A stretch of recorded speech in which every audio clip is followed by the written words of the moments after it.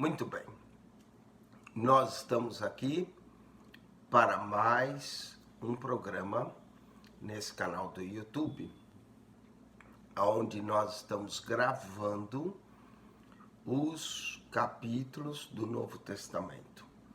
O Novo Testamento contém 260 capítulos. No final, você terá pelo menos 260 vídeos, onde você vai poder estudar capítulo por capítulo da Bíblia, ou então pesquisar algum capítulo específico do Novo Testamento.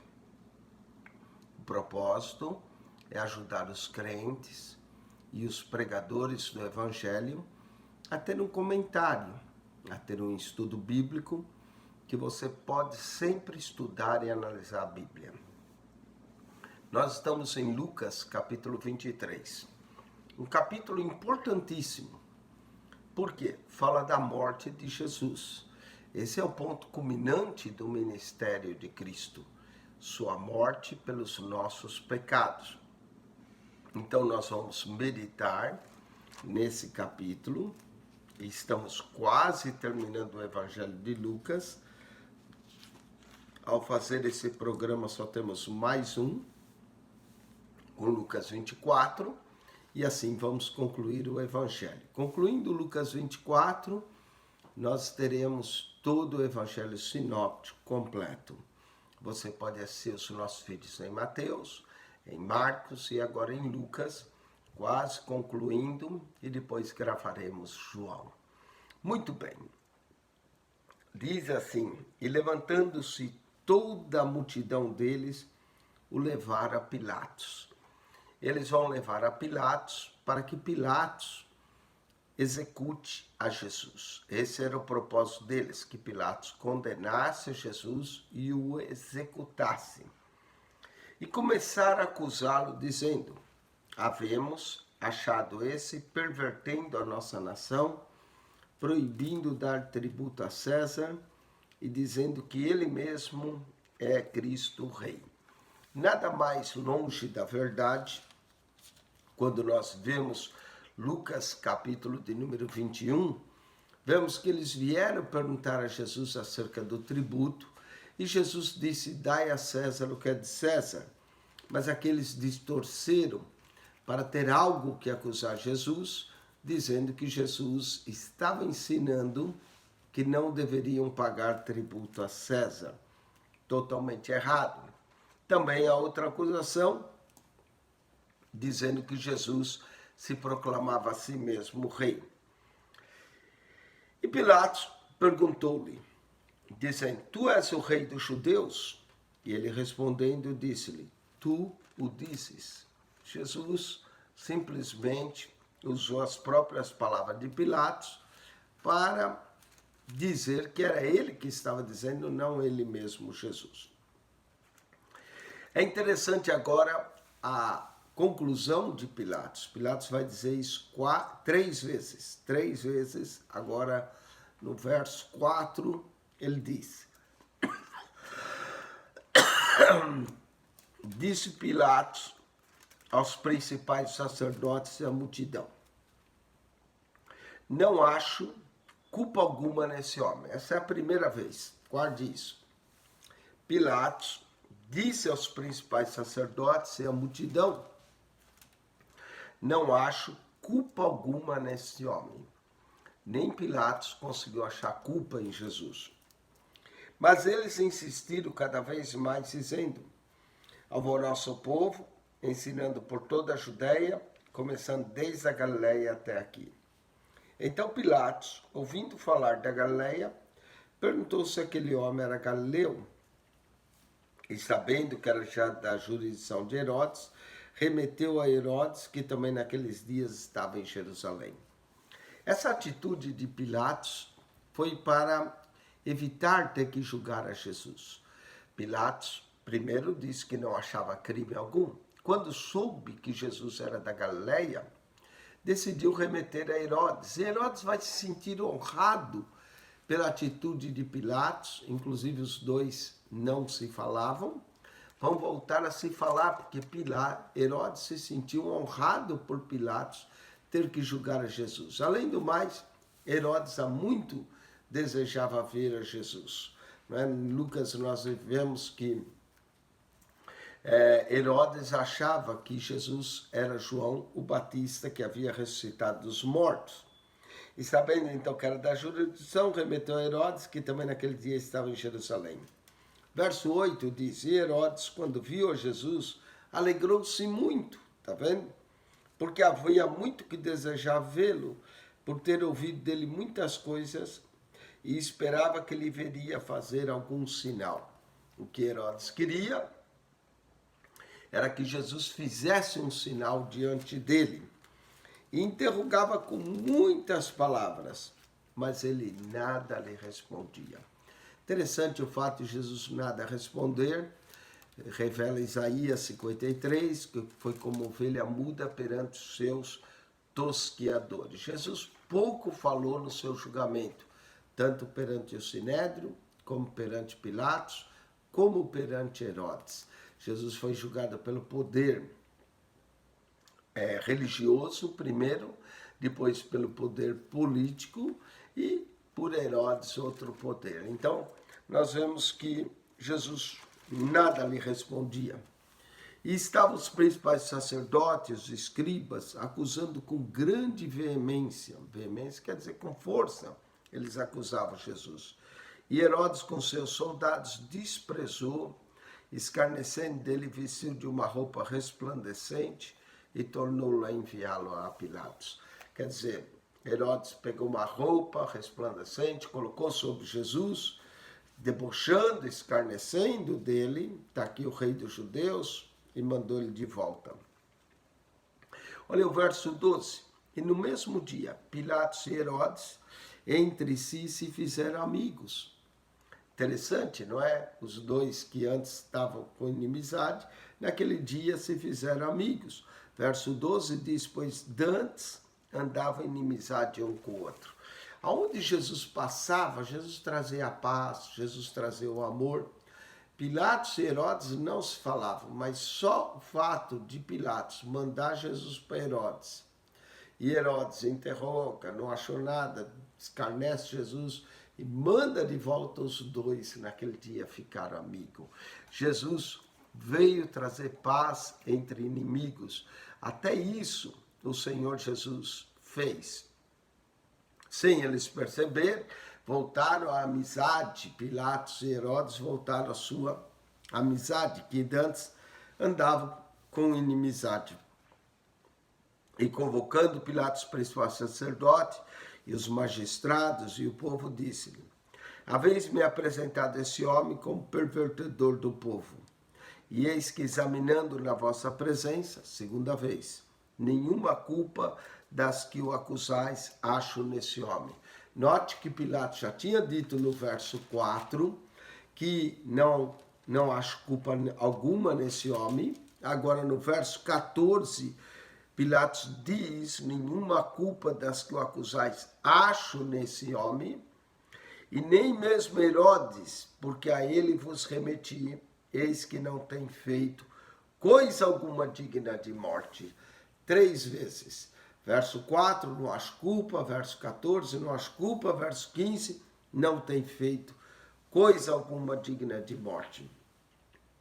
Castigá-lo-ei, pois e soltá-lei. Soltá-la-ei. Esse verso 16 é interessante. Quando Pilatos decide castigar a Jesus, era uma punição.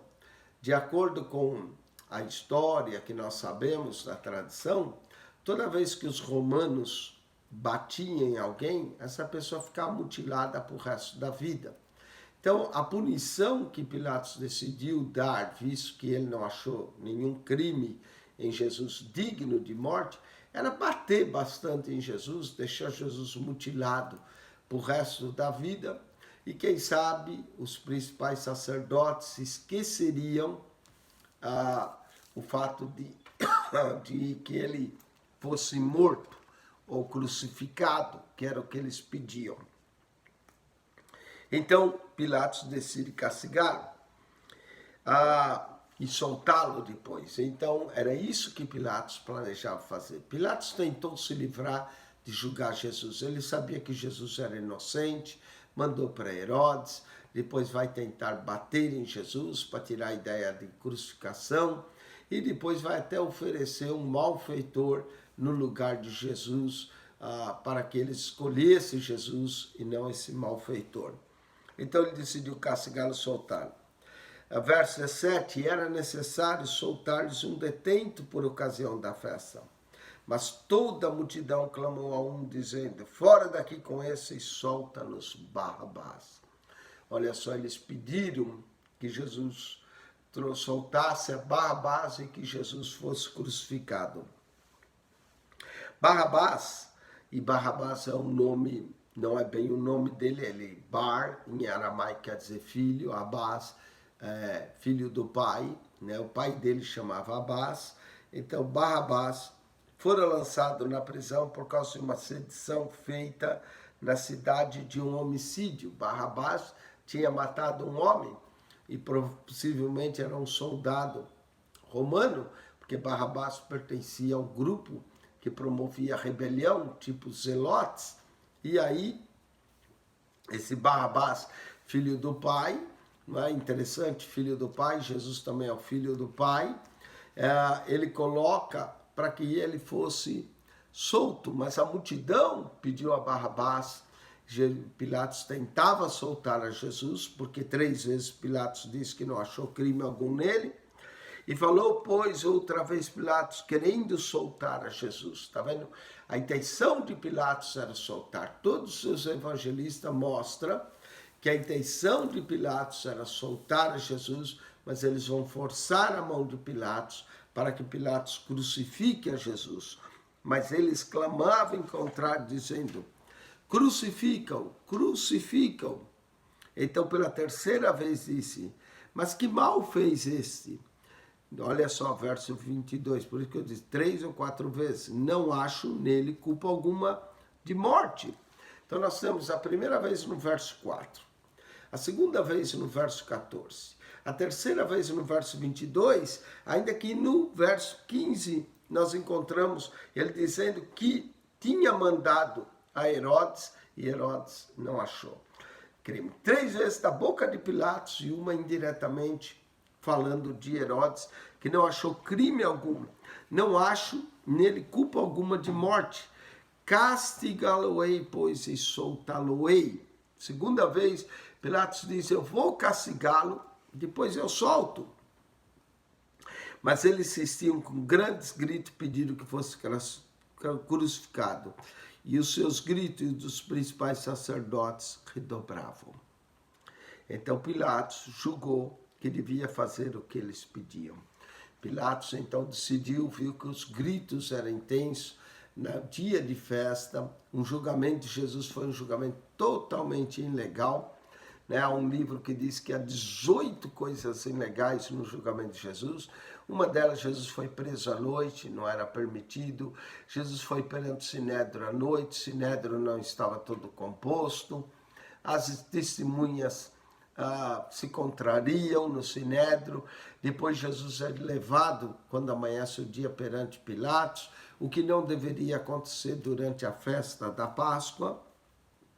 Houve diversas coisas ilegais.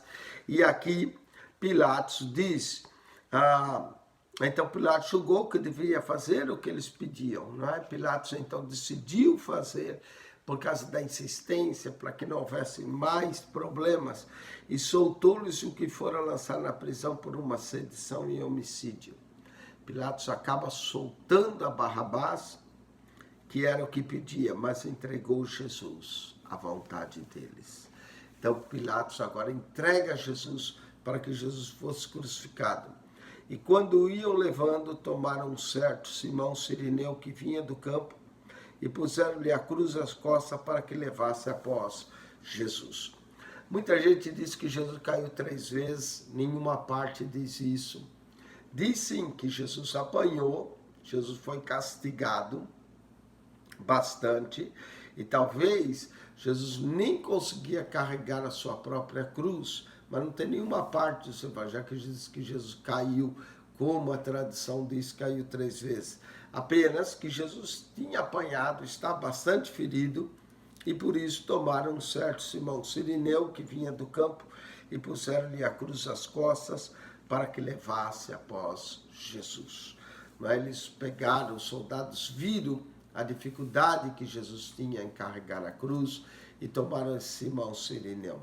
Como é bom quando aparece um Simão Cirineu, quando a nossa cruz é pesada. Quando nós temos que carregar a nossa própria cruz e não aguentamos, isso não é vergonha nenhuma. Jesus também teve dificuldade em carregar a sua, por isso colocaram sobre Simão Cirineu.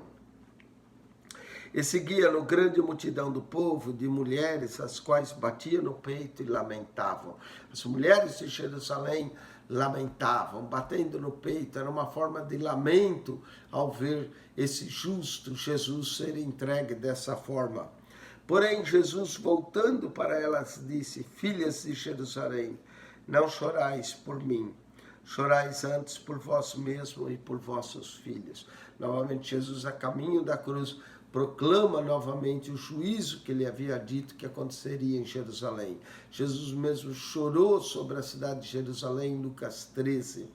Ele profetizou que a cidade seria destruída. E agora, pela terceira vez, ele avisa as mulheres de Jerusalém que não chorem por ele, mas que chorassem pelos seus filhos. Porque eis que hão de vir dias em que dirão: bem-aventuradas as estéreis e os ventres que não geraram, e os peitos que não amamentaram. Verdade, diz que quando o general Tito invadiu a cidade no ano 70, os soldados cortavam os ventres das mulheres que estavam grávidas, o feto caía no chão. Isso está na história dos judeus de Flávio Josefos, e é lamentável. E isso tem a ver com o que Jesus falou: bem-aventuradas as estéreis e os ventres que não geraram e os peitos que não amamentaram. Então começaram a dizer aos montes: caia sobre nós, e aos outreiros cobri-nos. Realmente o cerco de Jerusalém pelo general Tito foi algo terrível, foi algo massacrador. A história de Flávio José relata melhor tudo o que aconteceu. E Jesus diz: porque se é o madeiro verde fazer isso, que se fará ao seco, falando dele mesmo como esse madeiro verde. E também conduziram outros 2 que eram malfeitores para com ele serem mortos. Então Jesus vai acabar sendo crucificado entre 2 malfeitores. Jesus não tinha feito nada digno de morte. Pilatos 3 vezes, verso 4, verso 14. Verso 22, admite que não tinha nele crime algum. Mas Jesus vai para a cruz, pagar, e morre entre 2 malfeitores. Lucas é o único que vai nos dar um detalhe acerca desses 2 malfeitores, o que vai acontecer entre eles e a salvação de um deles. E quando chegaram ao lugar chamado Caveira quer dizer o Gólgota, né? Caveira era um monte parecido com uma caveira, o crucificaram. E os malfeitores, um à direita e outro à esquerda. Então Jesus é crucificado entre 2 malfeitores, um à direita, outro à esquerda. Jesus pendurado na cruz mostra o seu amor, sua graça e perdão novamente. Eu chamo isso o princípio da pasta de dente. Deixa eu explicar. Na pasta de dente, quando a gente espreme, sai pasta de dente, é um princípio básico, não é? Se você quer saber de fato que tem uma pessoa lá dentro dela, aperta ela, pressiona ela e vê o que sai. Tem gente que quando apertado, pressionado, sai ódio, sai rancor, sai palavras ofensivas, sai mágoas, tudo que não presta. Mas aqui, quando Jesus é pressionado, quando Jesus é posto naquela cruz, é massacrado, o que sai dentro dele? Sai perdão, sai graça, sai misericórdia, porque era exatamente o que estava lá dentro. Presta atenção, verso 34 de Lucas 23, 34. E dizia Jesus: Pai, perdoa-lhes, porque não sabem o que fazem. Que coisa tremenda! Jesus na cruz, massacrado, as mãos e pés perfurados, deram-lhe uma coroa de espinhos, bateram nele, e ele consegue pedir e interceder por aquela multidão, dizendo: Pai, perdoa-lhes, porque não sabem o que fazem. Que coisa tremenda. Uma vez eu fui aconselhar uma senhora que também tinha uma mágoa muito grande de outra pessoa, e eu dizia a essa senhora: irmã, veja bem, Jesus pendurado na cruz, com as mãos e os pés transpassados por aquelas pessoas, ele conseguiu perdoar. Ele disse: Pai, perdoa-lhes, porque eles não sabem o que fazem. E a senhora olhou para mim, disse: ah, pastor, mas isso foi Jesus? Ele era filho de Deus? E eu olhei para ela e perguntei: a senhora é filha de quem? Nós não temos que agir como filho de Deus? Jesus não nos deu exemplo de perdão, de mostrar perdão? É difícil perdoar, sim, quem nos fere, nos machuca. É difícil, mas nós temos que aprender com o Mestre a proclamar perdão. Pai, perdoa-lhes, porque eles não sabem o que fazem. Esse talvez seja um dos versos mais bonitos do capítulo 23, verso 34, não é o único, mas há outros versos bonitos que eu também vou mostrar. E repartindo as suas vestes, lançaram sorte. Salmo 22, profeticamente dizia: lançam sorte sobre as minhas vestes. E o povo estava olhando, e também os príncipes zombavam dele, dizendo: aos outros salvou, salve-se a si mesmo, se esse é o Cristo, o escolhido de Deus. Desafiando a Jesus. Jesus podia salvar, Jesus podia descer da cruz, mas se o fizesse, nós não teríamos tão grande redenção, nós não teríamos tão grande salvação, como o escritor de Hebreus diz: como escaparemos se rejeitarmos tão grande salvação? Hebreus capítulo 2. E também os soldados escarneciam dele, e chegando lhe apresentaram vinagre. Era comum dar vinagre à pessoa para aliviar um pouco a dor, não é? Eles tentaram dar a Jesus, mas Jesus não vai beber. E dizendo: se tu és rei dos judeus, salva-te a ti mesmo. Olha o deboche, olha o escarnecimento que eles faziam de Jesus. E também por cima dele estava um título escrito em letras gregas, romanas e hebraicas. No Evangelho de João diz que também está escrito em latim, não é? Olha só o título em letras gregas, romanas e hebraicas: este é o rei dos judeus, né? Rei dos judeus. Era um título escarnecendo de Jesus, que aquele rei, a única coisa que lhe deram foi uma coroa de espinho. Agora vem um dos textos também lindo. Lucas nos conta isso. E um dos malfeitores que estava pendurado blasfemava dele, dizendo: se tu és o Cristo, salva-te a ti mesmo e a nós.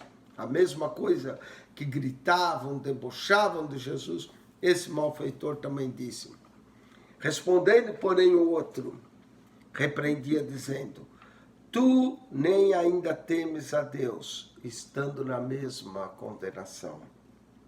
Nós, na verdade, com justiça, porque recebemos o que os nossos feitos mereciam, mas este nenhum mal fez.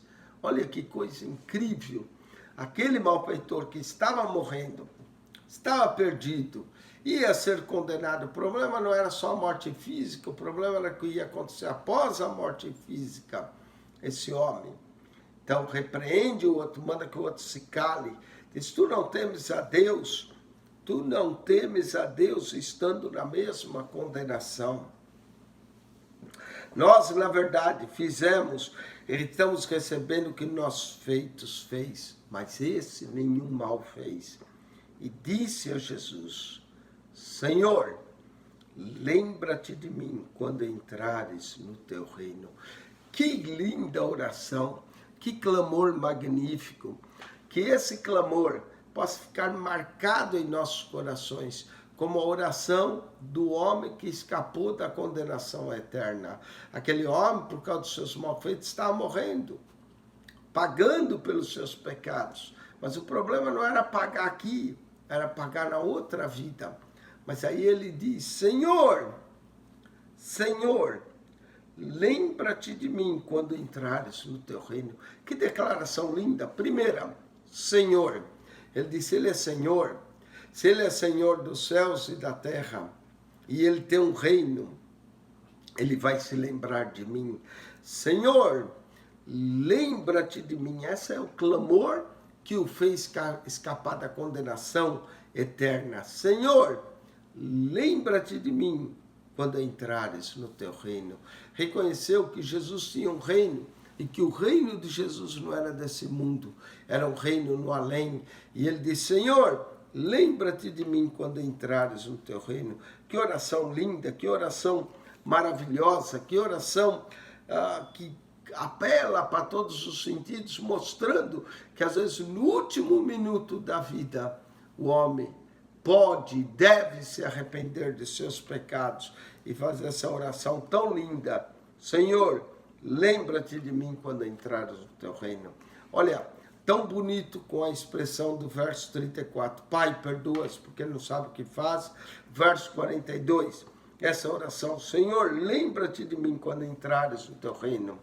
E agora olha que palavras lindas que vai sair dos lábios de Jesus. Diz que Jesus falou 7 frases estando na cruz, juntando os 4 evangelhos. Mas aqui nós temos uma das frases lindas, maravilhosas que Jesus vai pronunciar. Verso 43. Em verdade te digo que hoje estarás comigo no paraíso. Ah, que paz aquele homem pôde morrer, sabendo que naquele dia, logo após sua morte, ele estaria com Jesus. Aonde? No paraíso. Paraíso, uma expressão que veio da Pérsia, significa jardim de prazeres, lugar de prazeres. Hoje tu estarás comigo no paraíso. Que coisa linda, que momento de morte daquele homem, sendo castigado, pede a Jesus que o livre e a promessa de Jesus. Em verdade te digo que hoje estarás comigo no paraíso. Mais vale o último dia da vida de uma pessoa do que todos os outros, se no último dia ele consegue abraçar a fé, ser salvo, como foi esse homem. Verso de número 44. E já era quase a hora sexta. A hora sexta significa ao meio-dia, né? Mas ao meio-dia, quando o sol deveria brilhar mais, houve trevas em toda a terra até a hora 9. Era o poder das trevas, era a escuridão, houve alguma coisa, um cataclisma naquele dia, uma eclipse que durou 3 horas, porque era da hora sexta até a 9. A hora sexta corresponde ao meio-dia, a hora 9 às 3 horas da tarde. Houve esse cataclisma, e clamando Jesus com grande voz, diz, Pai, diz aqui, que houve trevas, verso 44, era já quase a hora sexta, e houve trevas em toda a terra, até a hora 9, até as 3 da tarde, quando Cristo vai expirar. E diz ainda mais o verso 45, escurecendo-se o sol, houve trevas, rasgou-se ao meio o véu do templo. O véu do templo era um véu feito de couro, que ficava entre o lugar santo e o santo dos santos, e diz que o véu rasgou. Num outro evangelho diz que o véu rasgou de cima a baixo, que foi rasgado pelo próprio Deus.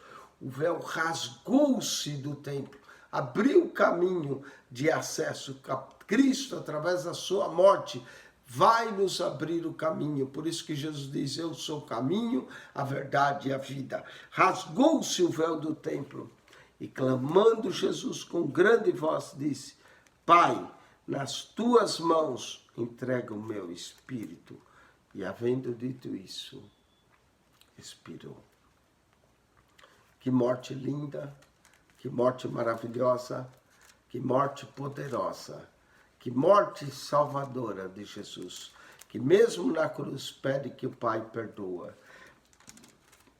Mesmo na cruz encontra tempo para salvar o malfeitor. Antes de expirar, o véu se rasga, entrega o seu espírito ao Pai e expira. Morreu o grande Salvador. Morreu aquele que deu a sua vida por nós. Mas a boa notícia é que ele não vai ficar morto, que ao terceiro dia ele vai ressuscitar. É sexta-feira, mas o domingo vem aí. É sexta-feira, há trevas, a morte, parece que o império das trevas está reinando, mas o domingo vem. Amanhã da ressurreição vai chegar. Não é? E clamando Jesus com grande voz, Pai, nas tuas mãos eu entrego o meu espírito. E havendo dito isso, expirou. E o centurião, vendo o que tinha acontecido, o centurião romano, deu glória a Deus, dizendo, na verdade, esse homem era justo. O termo de Mateus também é lindo, diz que o centurião, ao ver isso, diz, verdadeiramente esse homem era o Filho de Deus. Mas aqui diz, na verdade, esse homem era justo. Não é? Aqui o homem, não é? Ele é o Filho do homem e o próprio centurião vai decretar a justiça de Jesus. E toda a multidão que se ajuntaram ao espetáculo, vendo o que havia acontecido, voltando, batendo no peito. Muita gente que estava ali vendo tudo aquilo, sabia que Jesus era inocente, sabia que ele não merecia aquela morte.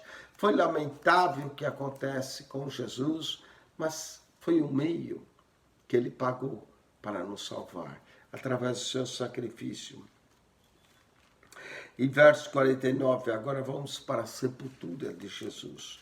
E todos os seus conhecidos e as mulheres que juntamente o haviam seguido desde a Galileia estavam de longe vendo essas coisas.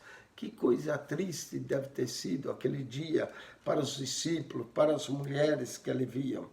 E eis que um homem, por nome de José, senador, homem de bem e justo, que não tinha consentido no conselho e nos atos dos outros.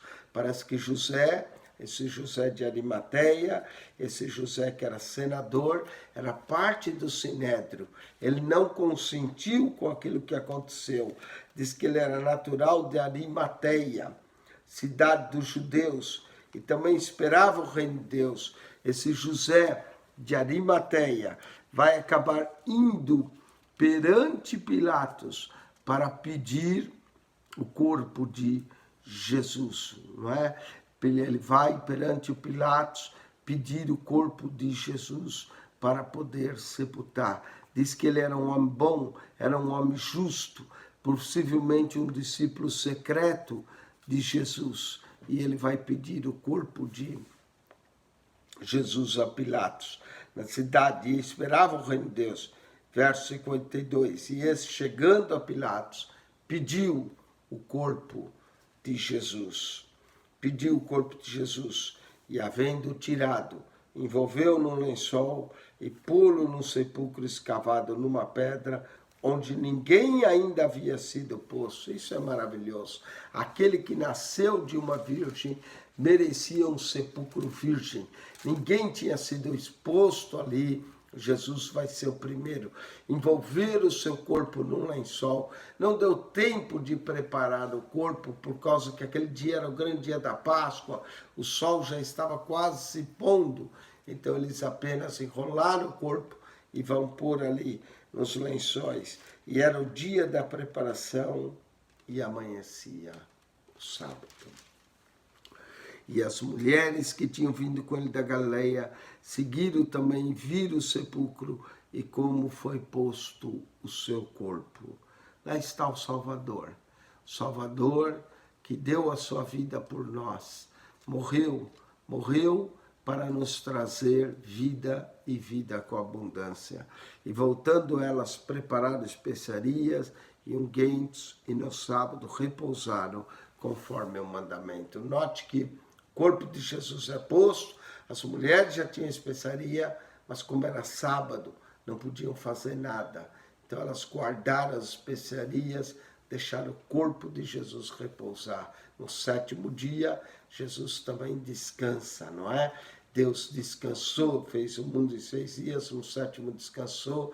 Jesus, ao morrer na cruz, traz-nos a obra da salvação e no sábado ele vai descansar. Mas o primeiro dia vem aí, o dia da ressurreição, o dia em que ele aparece novamente, que a luz brilha e que ele volta à vida. Mas no 7º dia ele descansou, ele repousou, como as mulheres também repousaram, conforme o mandamento.